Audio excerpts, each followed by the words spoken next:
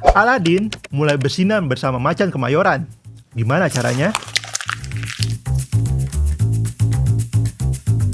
Sebagai rekrutan anyar Persija di paruh musim ini, Aladin Ajaray masih dalam tahap adaptasi di tim barunya. Sam top skor Liga India tersebut sejauh ini telah mencatatkan 4 caps di Persija. Namun, penampilan paling mengesankan darinya dapat dilihat pada laga lawan Bali United lalu. Lalu, seperti apa peran permainannya dalam pertandingan ini? Di musim ini, Persija sering menggunakan struktur 4-2-3-1 atau 4-3-3 sebagai pola dasar dalam permainannya.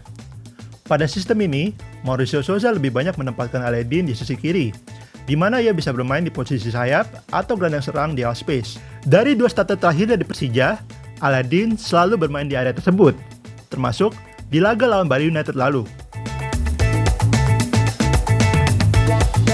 Salah satu alasan utama Souza sering menempatkan Aladin di ruang samping adalah untuk memanfaatkan kecepatannya, sehingga Persija dapat menyerang lewat penetrasi dari sayap. Tidak hanya itu, Persija yang menggunakan serangan fluid dapat memanfaatkan peran Aladin di posisi tersebut.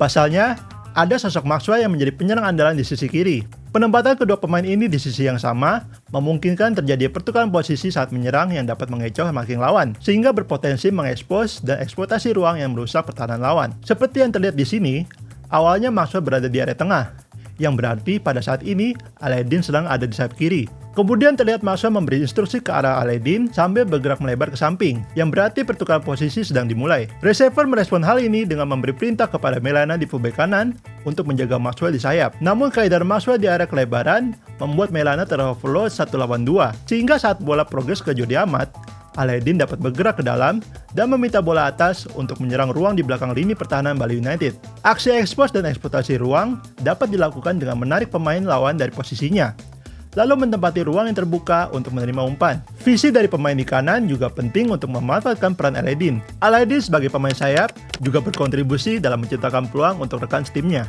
Walaupun bukan tipe pemain kreatif, perannya di area kelebaran yang sering menarik fullback lawan dari posisinya membuat rekannya dapat menyerang ruang yang terbuka, seperti yang ia lakukan pada proses peluang dan gol Gustavo Almeida di babak pertama. Pergerakan tanpa bola dari Aladin yang sering membuka ruang membuatnya cocok disebut sebagai space creator di Persija. Saat bermain di area tengah, Aladin juga dapat berperan sebagai pencipta ruang maupun peluang. Peluang Jordi Amat didapat dari pergerakannya untuk menjemput bola yang menarik lawan dan membuka ruang di tengah yang dapat dieksploitasi oleh Jordi. Selain itu, Aladin juga dapat berperan sebagai penyambung serangan balik yang dibantu oleh Maxwell dan Gustavo di kedua sisi sebagai target umpannya. Seperti contoh di sini, Persija bisa lepas dari tekanan Bali lewat umpan progresif Donny Tree ke Jordi Amat yang melebar. Dropnya Aladin dari sayap memberi opsi progresi buat Jordi.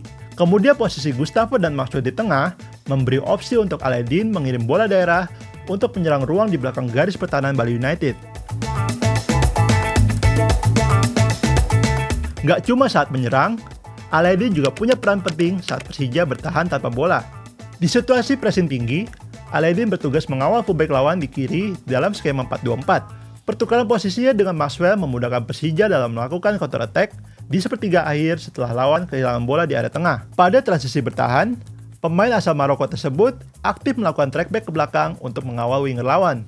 Turunnya Aladin ke belakang juga membantu membentuk struktur 5 back di lini belakang Persija. Keaktifan Aladin saat tanpa bola juga dapat bermanfaat saat Persija bertahan di blok rendah. Alih-alih pasif dan jaga zona, dengan pressing ke depan, Aladin membatasi ruang dan waktu pemain lawan dalam menguasai dan membagi bola, sehingga progresi dan serangan lawan jadi terhambat dan mereka pun terpaksa bermain ke belakang. Gimana menurut kalian? Apakah Aladin layak jadi starter reguler di Persija?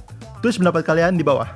Jika kalian suka video ini, jangan lupa klik tombol like, subscribe, dan nyalakan lonceng notifikasi agar tidak ketinggalan video terbaru dari The Game Changer.